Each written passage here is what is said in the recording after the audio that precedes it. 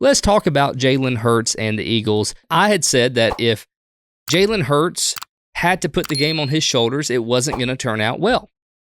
I was wrong, okay, because they held Saquon to under 100 yards, and they still won the game without question. There was never a point in the game after the first quarter that you thought that, maybe even after the interception, the pick six by DeJean, but what Jalen Hurts was able to do, aside from the one pick, played a perfect game. Couldn't ask for better. His sense in the pocket of, I remember specifically one blitz that was about to hit him from behind, and all of a sudden, that spidey sense just tingled, and he took off running for like 15 yards. So his legs were good, his knee was better, his arm was great, plays developed. They had no pressure on Hurts most of the game. I think they sacked him maybe 1 or 2 times, but other than that, the guy had all day to throw. Saquon did what he needed to do to keep them respecting the run, but ultimately, it was Jalen Hurts that kind of won this football game matched with the defense.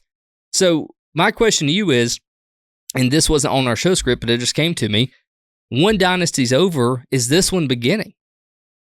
It's really hard to say that. I've seen people talk about that. I would not go that far because, it's hard. It is so hard to even get to a Super Bowl, let alone get to another. Now, the fact that the Eagles have made it to 2 Super Bowls within the last 3 years, and then they've won this one, especially the fact that they're just so young on defense with Jalen Carter, Cooper DeJean, Quinyon Mitchell, they are loaded. Nolan Smith. Good. They've got so many good players, so much youth. Payday's coming. So it is, but it's actually not that. Even next year, Hurts' salary cap hit, I looked, it's only like $21 million. It's 23. Wow. So they've still got another year where it's not that bad. Maybe they're in the Myles Garrett market. God, you better hope not, because that's going to be a problem. The thing is, I wouldn't say no, it's a dynasty, but because you got to obviously see a lot of things have to happen. You have to be you also good consistently. You have the best GM in the NFL. You have the best GM by far, and a ton of youth, a great quarterback. I think for sure they're the scariest team in the NFC, and any team just trying to deal with that defense is going to be an issue, because when you're able to rush 4 and dominate like that, you're going to beat every team you face. And I was thinking about what this win means for Jalen Hurts in context of his career, because we followed his career all the way back to the Alabama days. I think this unequivocally makes him a top 5 quarterback in the league. Yes. I think you've got Mahomes, Allen, Lamar and Burrow, whichever order you want to put them, and then Jalen Hurts. I know, because I'm with you. I thought if they stopped Saquon and forced Jalen Hurts to throw, that maybe they would be able to keep him in check. That was not the case. Jalen Hurts has been to 2 Super Bowls, and he's been fantastic in both of them. The first one, he lost. I reject the notion that he outplayed Patrick Mahomes because he fumbled and Mahomes won the football game. But he was fantastic. And in this one, he was fantastic as well. 1 Super Bowl MVP.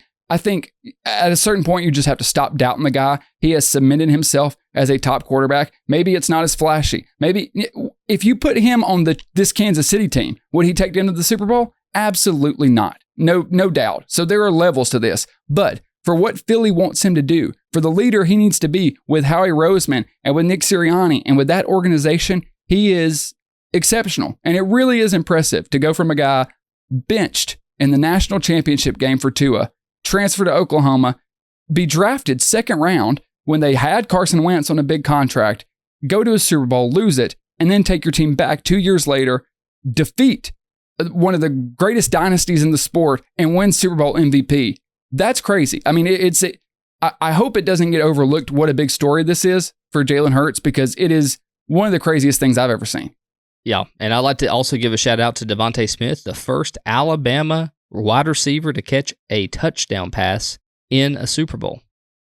Really? Julio Jones didn't catch one? Nope. According to the stat I saw the other day, that is truth. That's wild. So kudos to him. Jalen Hurts, obviously from Alabama too, originally went to Oklahoma. Best thing that could have happened for his career right there. I'm afraid of the Eagles. I'm afraid of the next 2 to 5 years having to face the Eagles, because if they played like they did against the Chiefs at the Super Bowl, I don't know what team that can beat them.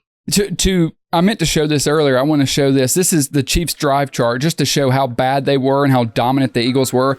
Look at the Kansas City drive chart. First half, punt, 4 plays and a punt, 3 plays and a punt, 3 plays and a punt, a pick 6, 3 plays and a punt. I mean, absolutely terrible. They had like 20-something yards in the first half. And I thought if they wanted any chance, they had to come out in the second half, score immediately. They didn't. They went 5 plays in a punt, 5 plays, turnover and downs, and then they got the touchdown, the fumble, the 2 touchdowns at the end in garbage time. As you said, Sirianni was already having the Gatorade bath at that point. Didn't matter. Absolutely incredible performance. Ryan, this is one of the most dominant Super Bowl performances ever. Yep. Definitely recently. It makes me think of the Peyton Manning Broncos versus the Seahawks Super Bowl, where Manning had the great regular season and then the Seahawks just absolutely destroyed him. I love Jalen Hurts and credit. The MVP of the Super Bowl should have been that defensive line. They should have given it to those 4 guys. Congratulations to Philly. Obviously, I'm a Chiefs fan. I'm not spoiled, man. We've had such incredible success. I hate getting blown out because I just wanted to see a good Super Bowl. But man, the better team came to play, and the better team. We said before the game, if you want to beat the Chiefs, you can't, have it going back and forth and have a 1 score late. You have to demolish them, and that's what Philly did. They came in ready to beat them. They pulled off the gloves and they went to war. It was really impressive, and the future's bright for them.